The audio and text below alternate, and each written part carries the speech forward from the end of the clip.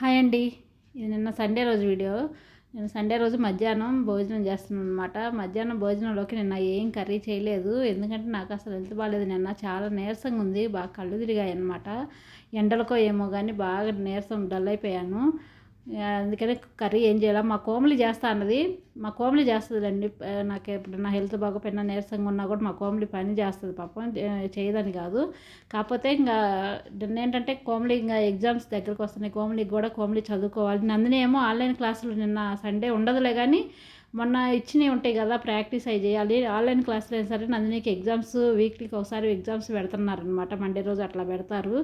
అందుకని నందిని కూడా ప్రాక్టీస్ చేసుకుంటుంది. ఇంకా ఒక్క పూటకే కదా పచ్చళ్ళు తిందామని అనుకున్నాం అనమాట అందరం. ఎందుకులే కోమలి నువ్వు చదువుకో, మా కోమలి చేస్తా అన్నది. పని అంతా చేసింది, గిన్నెలు అవన్నీ కడిగింది. నువ్వు చదువుకోలే కోమలి అని చెప్పి అనమాట. సాయంత్రం చేస్తా కర్రీ అని. అదిగాక మా కోమలి వాళ్ళు ఏంటంటే కూరలు ఉన్నా సరే పచ్చళ్ళు బాగా వేసుకుంటారు. నేను ఒక్కోసారి అరుస్తుంటాను అనమాట.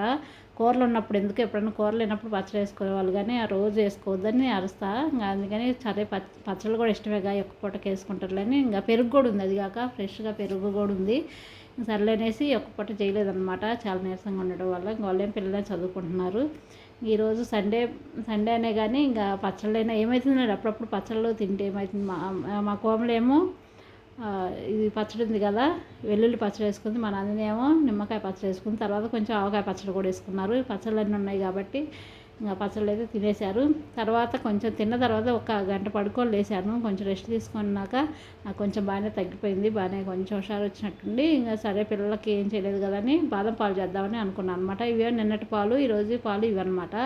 విడివిడిగా కాబెడుతున్నాను. ఎందుకంటే నిన్నటి పాలు ఒక్కోసారి ఎండలకి ఎంత ఫ్రిడ్జ్లో పెట్టినా సరే మనకి ఇరిగిపోతాయి కదా, ఇరిగిపోతాయి అని భయం వేసి నిన్నటి పాలు ఈరోజు పాలలో పోసినాం అనుకోండి, ఆ మొత్తం ఇరిగిపోతాయి. అందుకని నేను విడివిడిగా కాబట్టి అన్నీ రెండు బాగున్న తర్వాత ఈ మిక్స్ చేస్తాను అనమాట.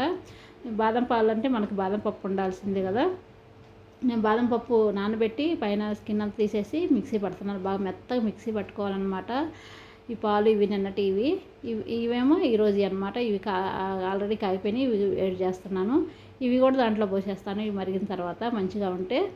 మేకడ కూడా ఏం తీయట్లేదు, మేకడతోటి చేస్తున్నాను. ఇట్లాగ పిల్లలకి నేను ఈ మధ్య బాగా రోజు చేస్తున్నాను అనమాట బాదం పాలు. మేము పెరుగేమో మామూలుగా బయట తీసుకొస్తాను, పెరుగు డబ్బా తీసుకొచ్చుకొని పిల్లలకి ఇట్లా బాదం పాలు ఇవి చేస్తున్నాను. సమ్మర్కి కొంచెం కూల్గా తాగుతారు. కొంచెం హెల్త్కి కూడా బాగుంటుంది కదా బాదం పాలు కాబట్టి. మనం ఇంట్లో చేసుకునే బాదం పాలు చాలా హెల్తీగా చేసుకోవచ్చు, మంచిగా టేస్టీగా కూడా ఉంటాయి, హెల్తీ కూడా ఇట్లా చేసుకుంటే. ఇప్పుడు ఇదైతే మెత్తగా మిక్సీ పట్టుకున్నాను. మనకు కావాలంటే జీడిపప్పు కూడా వేసుకోవచ్చు. జీడిపప్పు కొన్నే ఉన్నాయన్నమాట, ఇంకా దేనికన్నా ఉపయోగపడుతుంది కదా అని ఇంకా ఉంచి ఓన్లీ బాదం పప్పుతోటి చేస్తున్నాను. నేనైతే జీడిపప్పు కూడా వేస్తాను మామూలుగా అయితే. కస్టర్డ్ పౌడర్ ఇదైతే ఇంకా అయిపోయింది, కొంచెం ఉంటే అది కొంచెం వేసేసాను. సరిపోలేదు కూడా నిజం చెప్పాలంటే, కొంచెం ఉంటే బాగుండేదే. ఇదైతే ఇంకా కలర్ కోసం, కొంచెం థిక్నెస్ కోసం కూడా బాగుంటుంది అనమాట.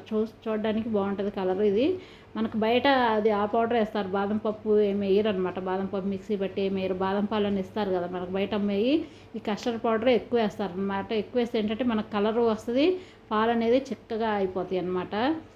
అట్లా అదొకటే వేసి అమ్ముతారు. మామూలుగా బాదం పప్పు ఇట్లా మిక్సీ బట్టి ఏమి వేయరు మనకు. అందుకని ఇంట్లో చేసుకుంటే బాదం పాలు చాలా మంచిది అనమాట. అందుకని ఇట్లా చేసుకుంటే మనకి బయట ఎంత అయితే ఇప్పుడు ఇంట్లో చేసుకున్నా కూడా అంతే అవుతుంది అనుకుంటాం. కానీ ఇప్పుడు మేము నలుగురు తాగిన అంటే మా బయట అయితే 100 రూపాయలు అయిద్ది కదా అట్లాగా. అదే ఇంట్లో చేసుకుంటే 1 లీటర్ పాలతోటి నలుగురికి సరిపోతాయి అనమాట. అన్నీ చూసుకుంటే ఇదే బెటరు, హెల్తీ కూడా కదా, టేస్టీ ఉంటుంది, హెల్తీ. మనం ఇంట్లో చేసుకున్నది మంచిది కదా. వాళ్ళు ఎట్లా చేస్తారో తెలీదు కానీ మనం అనుకుంటాం. కానీ అన్నీ బయట కొనుక్కోకుండా అయితే తప్పదులేండి. ఎప్పుడన్నా అన్ని ఇంట్లో చేసుకోవడం కూడా కుదరదు కాబట్టి కొంచెం చెప్పాను కదా, కస్టర్డ్ పౌడర్ కొంచెం తక్కువైంది, అయినా పర్లేదు. మనం జీడిపప్పు మెయిన్ మనకి ఇంపార్టెంట్ అదే కాబట్టి అది వేసుకున్నాం కదా.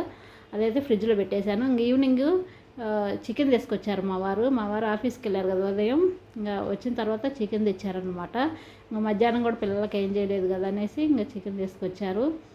చికెన్ కూడా ఎంత అంటే చాలా తక్కువ తీసుకొచ్చిన ఒక్క పూటకే. మళ్ళీ ఎందుకంటే మండే మేము తినం కాబట్టి ఒక పూటకైనా కొంచెం తీసుకొచ్చాం అనమాట. పిల్లల్ని అడిగితే ఏంటంటే, నేను పిల్లల్ని అడగకుండా ఉంటే నేను కర్రీ చేస్తాను. పిల్లల్ని అడిగానంటే చాలు చికెన్ బిర్యానీ చేయమంటారు. అదే నా తప్పు అనమాట, అడగకూడదు అనిపిస్తుంది ఒక్కోసారి.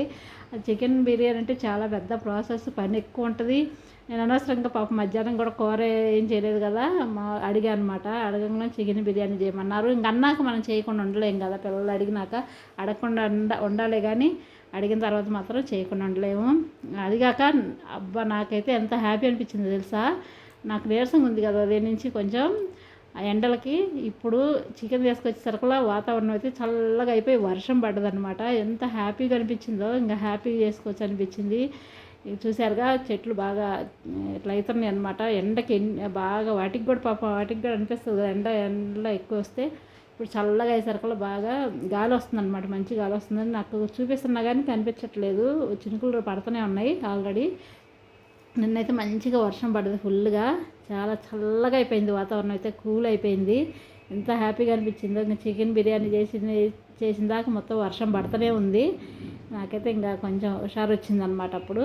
ఇవన్నీ అయితే నేను వీడియో తీద్దాం అనుకున్నాను మొత్తం. అసలు ఈసారి ప్రాసెస్ మొత్తం మళ్ళీ చాలా రోజులు అయింది ఒకసారి తీద్దాం అనుకున్నా కానీ వర్షం పడ్డది కదా, గాలికి కరెంటు పోయిందనమాట.